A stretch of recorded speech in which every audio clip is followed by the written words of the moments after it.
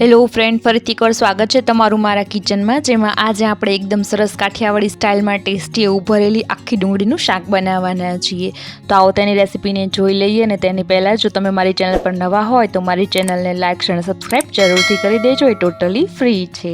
તો આવો રેસીપીને જોઈ લઈએ. તો એના માટે મેં સૌથી પહેલાં અહીંયા 250 ગ્રામ જેટલી એકદમ નાની સાઇઝની ડુંગળી લઈ લીધેલી છે અને તેની બધી છાલ ઉતારી લીધેલી છે. હવે છાલ ઉતારતી વખતે ખાસ ધ્યાન એ રાખવાનું છે કે તેનો ઉપરનો જે ડીટીયાનો પાર્ટ હોય આ રીતનો, તેને આપણે વધારે પડતો કટ નથી કરી લેવાનો. જો વધારે પડતો કટ કરી લેશું ને, જ્યારે આપણે ડુંગળી સાંતળશું ને ત્યારે એ આખા જે પળ છે તે છૂટા પડી જશે અને જે ડુંગળી છે તે આખી નહીં રહે. માટે તેનો પાર્ટ થોડો આપણે રાખવાનો છે.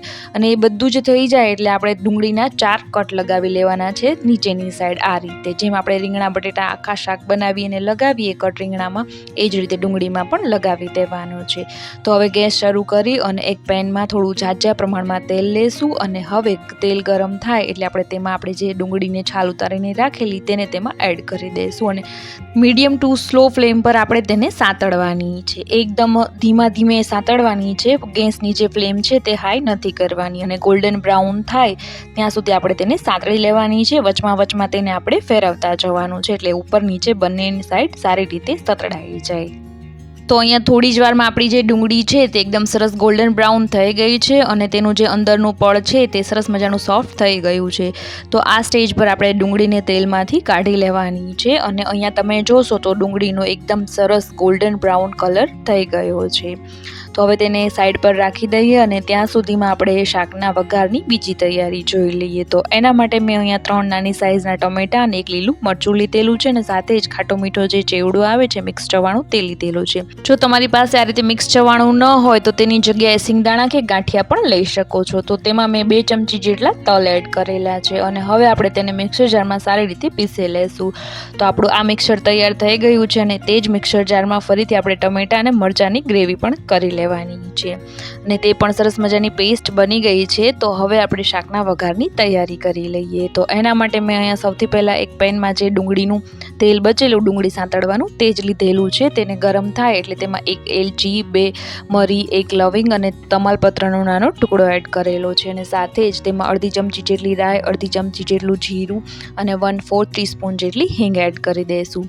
અને જે ટમેટા અને મરચાંની પેસ્ટ બનાવીને રાખેલી તેને આ સ્ટેજ પર તેમાં એડ કરી અને સારી રીતે ચલાવી અને મિક્સ કરી લેશું.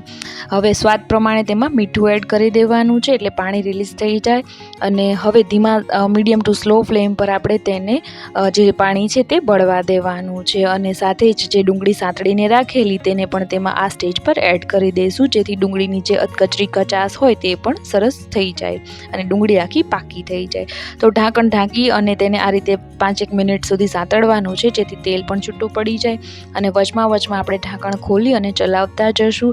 અને જ્યારે તેલ છૂટું પડી જાય આ જે ગ્રેવીમાંથી, ત્યારબાદ આપણે તેમાં મસાલા કરવાના છે. તો અહીંયા તમે જુઓ તો તેલ જે છે તે છૂટું પડી ગયું છે. તો હવે આપણે તેમાં મસાલા કરી લઈશું. તો અહીંયા મેં અડધી ચમચી જેટલું લાલ મરચું એડ કરેલું છે, અડધી ચમચી જેટલું ધાણા જીરું એડ કરેલું છે, અડધી ચમચી જેટલી ખાંડ પણ એડ કરેલી છે. જો તમને ન ભાવતું હોય તો તમે સ્કીપ પણ કરી શકો છો ખાંડને. તો આ બધી જ વસ્તુઓને સારી રીતે ચલાવીને મિક્સ કરી દઈશું. અને આપણે જે ખાટા મીઠા ચેવડાનો ભૂકો બનાવીને રાખેલો તેને પણ આ સ્ટેજ પર તેમાં એડ કરી દેવાનું છે. તો ફરીથી તેને પણ સારી રીતે ચલાવી અને મિક્સ કરી દઈશું. અને ત્યારબાદ આપણે તેમાં જરૂર પૂરતું પાણી એડ કરવાનું છે. અત્યારે મેં અડધો ગ્લાસ જેટલું પાણી તેમાં એડ કરેલું છે, પરંતુ તમને જે પ્રમાણે રસો ઘાટો કે પાતળો ભાવતો હોય તે પ્રમાણે તમે એડ કરી શકો છો. હવે ફરીથી ઢાંકણ ઢાંકી અને 4-1 મિનિટ તેને આ રીતે ઢાંકણ ઢાંકી અને ચેડવા દેવાનું છે. પરંતુ ખાસ વચમાં ધ્યાન રાખજો, ચલાવતા જજો, નહીંતર એ નીચે ચોંટી જશે. તો 4-1 મિનિટ બાદ આપણું સરસ મજાનું શાક અહીંયા રેડી થઈ ગયું છે, જે બહુ જ ટેસ્ટી બને છે અને હોટલ કે રેસ્ટોરન્ટના શાકને પણ ભૂલાવી દે છે.